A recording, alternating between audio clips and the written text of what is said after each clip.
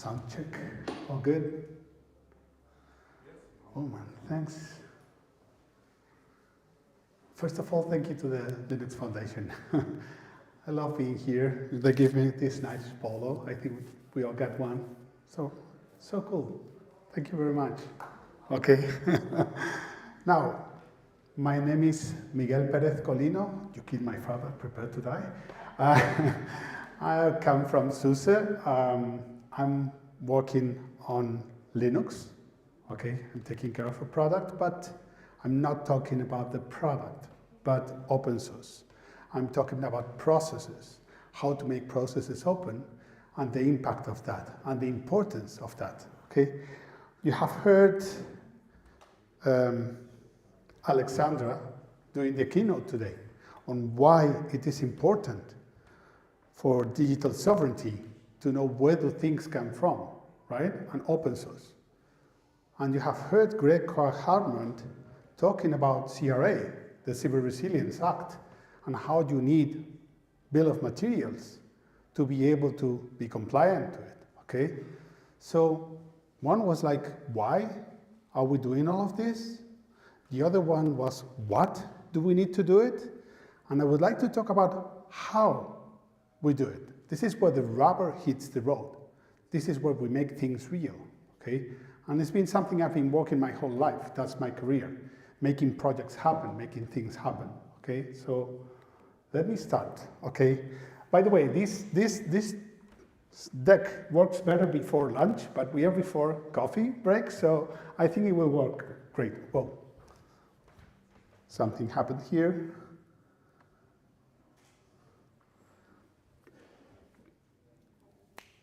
Magic. Okay, so I love cooking, okay? My parents used to own a tiny restaurant. I grew up in a kitchen. And to me, this is like a lot like cooking, okay? Kudos to my mom. She was the cook. She was the chef, okay? And let's make a nice meal, okay? So let's just start cooking. Let's see how this is so close to cooking, okay? Hope you are hungry at the end of this talk, okay? Why are we doing this? Always have to ask yourself, why am I doing this? Because purpose gives a lot of things, drive, resilience, persistence, okay? So you have to always ask why. First, in SUSE, we love open source. We are all about open source. And if somebody forgets about open source, somebody else will remind them, hey, remember, we're open source, okay? We love cooking, okay? Simple as that. Now, we love Linux. We truly love Linux. Okay, I'm deeply in love with this technology. I'm deeply in love with the project itself, how it happened, what happened, how it works.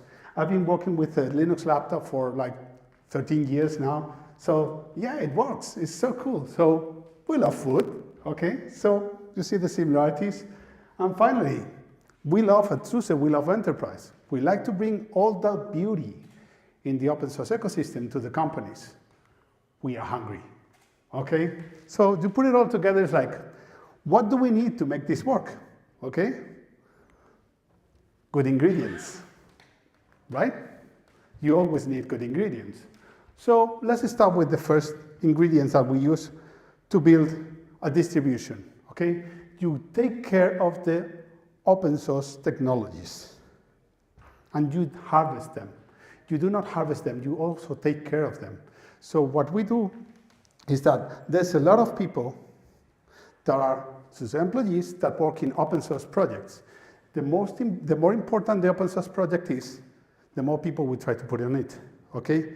We also support organizations. Of course, we support the Linux Foundation, but we donated recently more than 10K to the Perl and Racco Foundation because they are key to us, okay? And we want to contribute back. We want to give back, okay? So we selected the components, of course, an updated kernel, all the components on glibc, systemd, all the key components, OpenSSL for cryptography. We put it together, we clean them up, we set it all up, and then we adopt mainstream technologies. We want the dish to taste good, so you feel comfortable. You know this comfort food? This kind of dish that when you have it, you are like, even if it's just, I don't know, spaghetti, which is something simple to cook. You don't need to make like a big souffle or anything, you know, simple dish. So what we're doing here is adopting those technologies. Why? First, we truly believe in open source. So we go for the best open source projects, the ones that have more adoption, okay? Second, it is easier to maintain, okay? Third, we collaborate. And then we add up instead of splitting, okay? And this also helps reducing the skill gap, which means more people can afford to be able to use this. It's like reducing the price of your meal, okay? Making it easier for people to get it. Then we add all those components that make it special, right? So we added some components here, file system level snapshots, which is very difficult to add, a nice installer, so it's like a nice dish to present it rightly. And finally, live patching, like that ingredient that is going to add that bang to the dish, okay? So we have put all these open source components, and all of them are open source, okay? We're really taking care that we're getting all the open source components. We put them through the test, we clean them up. We ensure that they are good for people to use, that they are healthy, that they're not going to cause a problem. So we go through all the security checks and everything. You know, we have regulations in Europe for food that are very important to ensure that all that you eat is healthy. And then we add even more components like zero trust, like, okay, this is how you really can trust that the dish that you're going to eat has been processed properly, okay? So these are some of the components. We keep going. Who else? Like, sometimes you have like a kid's meal for people who do not like too many things like on their food. Okay, so in here we add all those components that developers love, like Java, Tomcat, Rust, Go, Python, Perl, Ruby, databases like Postgres. So we add all of that. We put it all together, and we even add something more. Okay? We keep adding technologies, we keep adding ingredients. We want to make like the best dish possible. And we found this new ingredient, kale, quinoa. Okay, let's add it too. How do we add it? The open source way. Let's put it in a way that follows the standards, that is upstream friendly and compatible, of course, and that makes it like easy to use. Okay? So we keep adding all these components. The components have to follow a process in which when you taste them, it's not like a very weird taste. So in this case, with AI, we have added like a process in like, okay, we know this is not common. You can choose, may I add it here or not? May I use it here or not? So we check with you, would you like to have this with your meal? Is that okay with you? I mean, we know it's a component that you may want or may not want, or you may want to figure it out how we're cooking it. Okay, good. Now, we have all the ingredients, right? For Linux distribution, core components, added components, good administration, special components, catering for developers, all that we need. How are we going to cook it? Well, we have an open kitchen. Have you ever entered a restaurant where the kitchen is open? They are cooking in front of you. You're already entering there, you're already feeling hungry. It happens to me, I go like there, and you smell it, you look at, oh, I want that dish. You look at it, you don't even need the menu, I want that. Whatever it is. So we have an open kitchen. It's important, you keep it cleaner, okay? If everybody's seeing what you're doing, you really take care that everything is clean and it's nice and it's well set up, okay? So all the testing that we do is open for SUSE Linux, okay? And for OpenSUSE Linux. So all the testing that we do is open. It's in the open. You can check all our tests. You can add your tests, and then we will review them, and we agree them, we will add them to the test environment. So everything is open. There's no secret sauce here, okay? We have open builds, okay? We have the best knives, the best utensils for you to be able to cook, okay? And we show them, and we share them. So up to the point that the Kubernetes folks, who are very famous, the Kubernetes folks have decided to use this build service to build their upstream builds, Whenever Kubernetes delivers one build, it's built on this build service, the open build service. So we have OpenQA, open build service. This means everything is open. And you know, when everything is open, develops faster. So we have really good testing, really good builds, right? This means that the quality goes up. We can maintain things better because we have a higher quality, okay? Why? Because we have open testing and open QA, okay?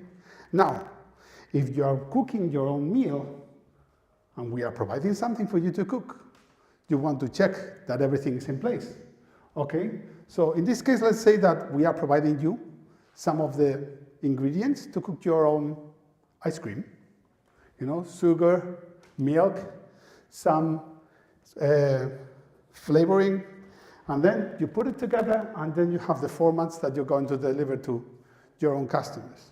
So in here you have, you know, the Rainforest Alliance. You probably know about that. So your chocolate that you're using is not planted on a place where they chop the trees. So we are saving the rainforests by not eating chocolate from places where they chop the trees, or the protected designation of origin, okay? To understand, okay, if I'm going to use Parma cheese, it comes from Parma, okay? So it's the same thing that we're doing. The same thing. We provide the components, we build them, and then we deliver the certifications.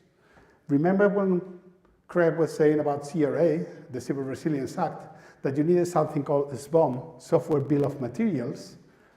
These are software bill of materials. SPDX, Cyclone IX are the formats in which you get software bill of materials. You want to build something, you have the software bill of materials. Everything is there. The kitchen is open. Everything is certified. Everything is eco-certified, bio-certified, okay? And you get all the stamps that everything that you receive is certified. You get SALSA to see the provenance. Where does every ingredient come from?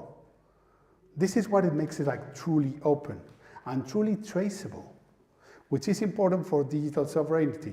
It is important for security, and it's important for maintenance. Okay, if we want it to be very long in the future and be able to maintain this, we need these components. Okay, so this is how we do it. We build everything with OpenQA, with Open Build Service, and then we generate SUSE Linux Enterprise Server. Okay? But we also generate the upstreams. So if you want to use it and you don't want to reach out to SUSE, you can use OpenSUSE Lib. OpenSUSE Lib is an open source project that is fully available for you to use. You don't have to call anyone from SUSE to use it. The binaries from Lib and SUSE Enterprise Linux Server are shared. So the signatures are different, the binaries are shared. You can convert from one to the other. That's why you have a fully open upstream distribution coming from the same build service than the enterprise distribution. So you're not forced to use our distribution if you don't need it or if you don't want it. You can use it because it has benefits for you. But at the same time, you have the open one. And then if you want something better, because this is so good that it can release one distribution almost daily, you can use Tumbleweed. This is releasing every day. With every new component that we get, we include it, we fix it, we do it like daily. This is what I'm using here. This is my only laptop for work. I'm using Tumbleweed here. It's super cool. I really encourage you to use it. And I'm talking about an open source project. Nobody pays for Tumbleweed. Nobody pays for Lib, okay? However, if you need all the certifications, all the tracking, all the traceability, you have it in SUSE Linux Enterprise Server. Now, how do we keep it fresh? Okay, you cannot make the ingredients with a lettuce that is like 10 days old. You have to refresh. So we have this TikTok model in which in every release, each release, okay, 16.0, 16.2, 16.4, we refresh the components. So we keep them fresh. As we test everything, we can change and refresh the components, ensuring compatibility. This means that we have a way to keep the distribution fresh while we keep publishing new versions, but maintaining compatibility. So the place will stay always the same. Okay? So far, so good? Now, what do our guests want? And I've listened to many people. Oh, Miguel, I am going to start a project. And I'm going to put it on something, Linux, okay? This is the foundation. And I want to keep it for many, many years. I want to be able to plan my changes around it. So we have provided it.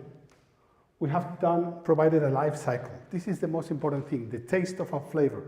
What makes us taste so good is the life cycle.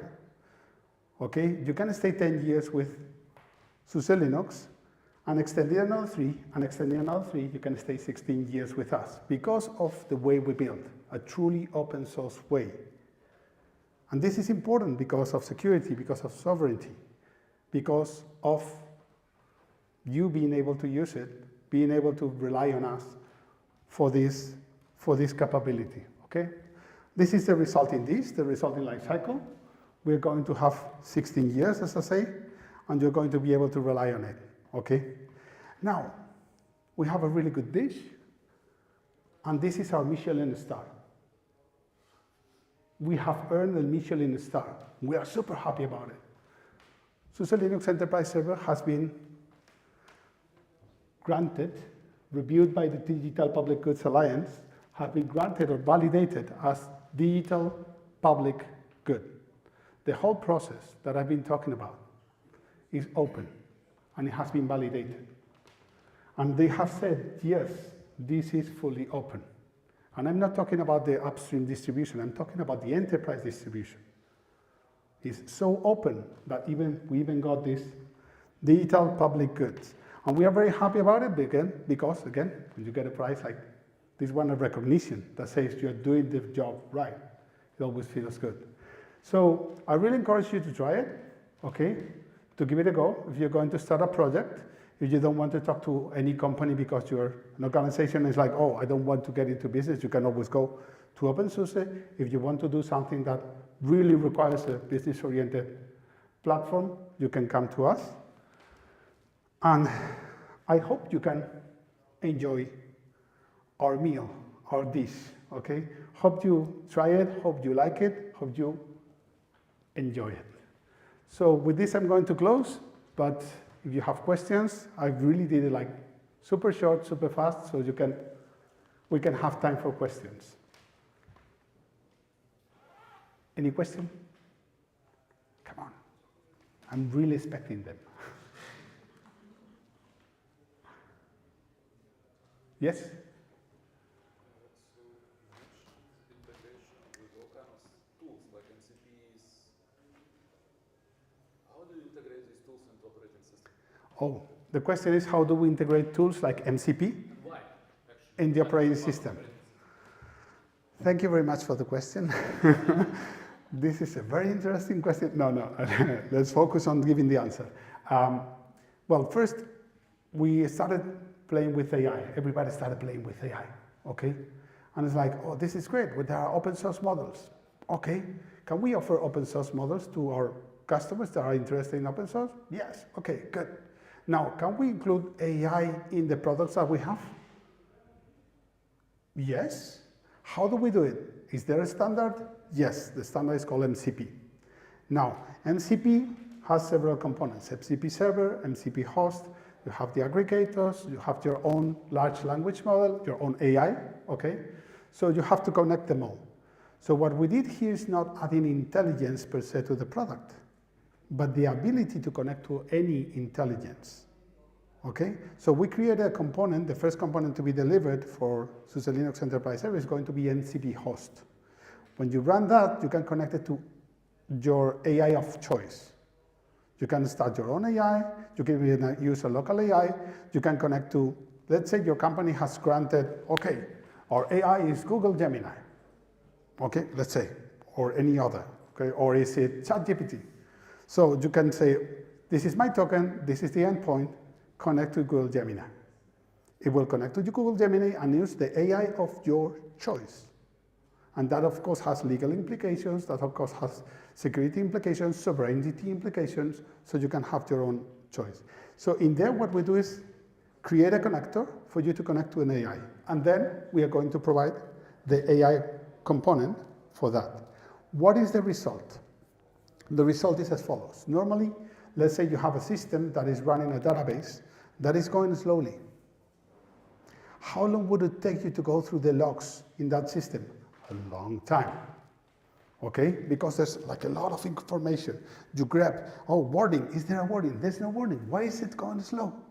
So what you can do is you get all that information, you send it to the AI processes it and gives you 2 or 3 options. Oh, it could be this, could be that, could be that. And then you go to those points to check, and then your knowledge says, oh, it's because of this. I have to change this parameter. Somebody changed this parameter. You change the parameter, it goes to work correctly. So what does it do? Improves operational efficiency, it helps you resolve problems faster, and you can choose where you're putting your data. So this is what we're doing. Did I reply to your question? The first part. The second part is why is it part of it? So as I understand, SUSE is Linux distribution, which is operating system. This is basic application. The AI is application. So the way I would kind of put it in layers, operating system, deals with operating system, and then I want to have a choice to install whatever I want to install, like whether it's Gemini CLI, whether it's Cloud Code, whatever. Okay. You are kind of, it seems that you're putting that into operating system. So the question is why? What is the philosophy? So your question, so it gets properly replied, is about why are we doing that when SUSE Linux is an operating system and this could be an application. Okay, so we have other tools that will help you make your life easier when working with SUSE. We have an installer. Okay, we have a tool to check ports that are open. We have a tool to review that nobody has changed any file in the system. We have a tool to review the snapshots. And all these tools are intended to improve operational efficiency, to make operations easy, right? So how can we keep helping people doing operations easy? Well, leveraging a new technology. So we added this as a way for you to be able to connect. Do you have to include it? No. It doesn't come included by default. Okay? So when you install SUSE Linux, there's no AI there unless you say, I want AI. When you install the AI will read the folders that you select to read and write on the folders you select to write, and then will be able to send or not data, depending on how you configure it. Okay, so by default, it's like we are protecting your privacy, we are protecting your data. You don't have to install it, you don't need it to run SUSE Linux Enterprise Server. Okay, so you can run it on your own. Did I now reply to your question? Yes. Okay, good. More questions. I like that one. No more questions? Come on. One more. Did you explore the AI features with open models? Did you test it? We are in the process of doing so. Okay? Oh, I'll repeat the question. Thank you. Thank you, Emil. So the question was, did we explore using open models? I could say a full yes, but I want to give it some, analyze some subtleties. So when you use this component, the MCP host, you can use a local LLM. Okay? So you download an open source LLM and you run it on your machine. Now, we are collecting those LLMs and curating them to offer you your own AI. That is called SUSE AI.